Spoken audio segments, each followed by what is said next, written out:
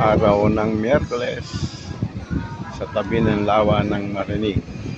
Yan po, mga naglalarong bata sa malakas na hangin ng alon ng tubig. Okay naman ang panahon. Yun po, mabawa naman po ang hindi umaapaw. Malakas lang talaga ang hangin. Dito po sa fishing port ng Marinig.